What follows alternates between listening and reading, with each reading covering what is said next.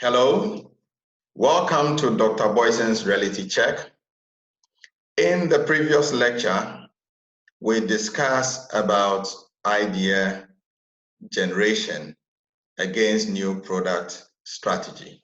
And we discussed that at this stage, it's typically a formal solicitation of ideas and from employees and customers, and also learning from what competitors are doing. We discuss about Ansoff matrix being a caveat or being a form of a prom line for us to develop these ideas. For instance, we talked about the market development where we have new market for an existing product. We talked about diversification when there's a new market for a new product and all that. In this section, we will be talking about concept development and evaluation. Now, at this stage, we test concept with customers and employees. But what is a concept? A concept is an idea that has been tested and documented. So once these ideas go through the business strategy screening, then it is then tested with customers. And then after it is documented and then tested with customers. And when we are testing with customers, we are testing that having in mind that we have a business strategy that is pointing to a particular direction. So during the concept testing, we also get feedback from customers as to how this product or this idea looks like and will it sell. For instance, we say that once an idea surfaces that is regarded as good fit with both basic business and the new product service strategies, it is ready for initial development. And it is possible that at this stage you draw a picture of the product. If it is a service, it will be maybe very difficult to draw the service because a service cannot be touched. The production and consumption of services at the same time. So of course you can have some sort of drawing about the service scape, how it's going to be like, how the service will be developed, delivered to customers. So, and you can share that experience with employees and then customers for a feedback. And we are saying that after a clear definition of the concept, a description of the product or service that represent a specific features and characteristics are outlined. So we ensure that for the product, we need to document its features, its benefits. For a service, we also document its features and its benefit. What will be the satisfaction that customers will derive from it?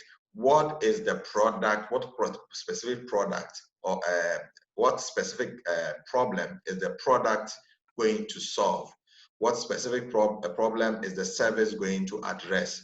So we are saying that the product or service design document will describe, it should describe vividly what the product or service seeks to achieve and discuss the reasons for offering that new product or service. In some cases, you itemize the product and service process and its benefit and provide the rationale for purchasing the product or service. So it is important that at this stage, these things are done and shared with customers and then employees, selected customers and employees, and for a feedback. And it is also possible that at this stage, once we get the feedback, it might help us refine the idea. Some new ideas might crop up here, which will require that, okay, then we need to amend our idea screening stage. We need to amend even the business strategy. For instance, if we send the concept out when we sell it to customers and customers say that you did say that you want to produce mineral water, you want to do this product and this is the design and all that, but we think that rather you should be looking at the beverage industry because there is probably a big market for that. Now, when there is enough justification for that, what it means is that you would have to go back to your idea generation and then keep generating new ideas regarding this new feedback that you have gotten from customers. And then you would have to go and amend your vision to include the production of what? Beverage. in addition to the mineral water you want to produce. That is very important so that there is strategic alignment, and then it will help your organization focus specifically on what it intends to achieve. So this stage, helps the organization, and it's very important that at this stage we indicate that at this stage we have never spent any dime in the production of the product or service. We are still in the documentation stage, and we have not spent any dollar or any CD in the development process. We are still gathering ideas. We want to make sure that it best fits the business strategy. Then we take it up from there.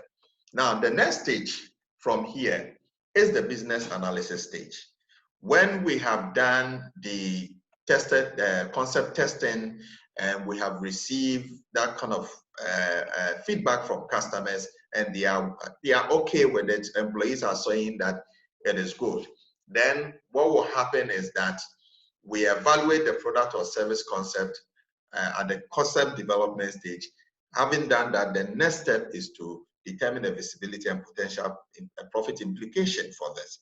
Now, at this stage, in fact, it's a very critical stage, because this is where we need to find out whether it makes sense, business sense, to develop the new product or service, or it doesn't make sense. When I say business sense, we are referring to the profitability of how, if the product is profitable, if we invest into that, if it will be profitable. If it will not be profitable, then it doesn't make sense to invest in that venture. So at this stage, we do what we call demand analysis. When it comes to the profitability test, we do demand analysis, go to the market, look at other products, look at trends of demand, compare it with ours. We look at substitute products with what we want to produce, and then look at their analysis and do the demand analysis to find out if really there is demand for it. We also do revenue and cost projections and find out whether we really ready in terms of the investment, the amount of money we want to put in. So for instance, when we do revenue projection against cost analysis, we should be able to arrive at making a certain profit. If we are not making profit, then this thing is not profitable. Now, when it comes to the operational feasibility, we'll be looking at some number of things. For instance, is this product doable? Can we produce it? Do we have the technology? Do we have the competence? Do we have the staff with the requisite competence and knowledge to produce this? So we say that because the development of a product or service concept is tied to the operational system of an organization, this stage will involve preliminary assumptions about the cost of raw materials, overhead cost, hiring cost, in case that we don't have that expertise in the personnel, delivering systems enhancement, facility changes, even machinery that we are going to use. We need to find out and do the cost projection. At this stage, we also do some sort of investment appraisal. We might do the profitability index, we might do the net present value, we might do the internal rate of returns. All this analysis will be done to see the opportunity cost of investing in this thing and whether it makes sense to invest in it as compared to investing in other T-bills and other to make other investments. We will also at this stage also evaluate whether the organization is well poised to go into this in terms of its supply chain. The organization will have to look at it upstream, whether there is a supplier who can supply the raw materials we want to use at this stage for the project. And if that supplier can supply over a number of periods, that supplier might also depend on other suppliers. Because if we don't find out where our raw materials are coming with, we'll get into the business and run out of raw materials, and then that will spell the doom of the organization.